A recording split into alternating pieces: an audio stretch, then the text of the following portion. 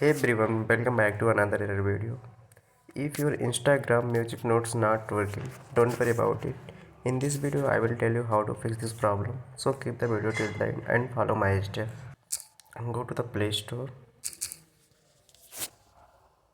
and search here Instagram and check for updates.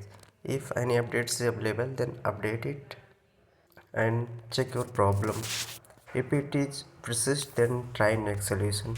Next solution is long press on the Instagram and go to this icon info, click on it and then go to the storage and cache.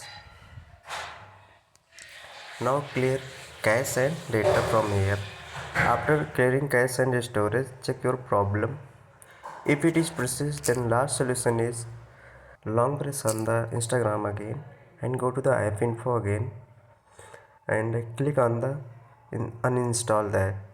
After uninstalling, go to the Play Store and reinstall again. After doing this step, your problem fixed.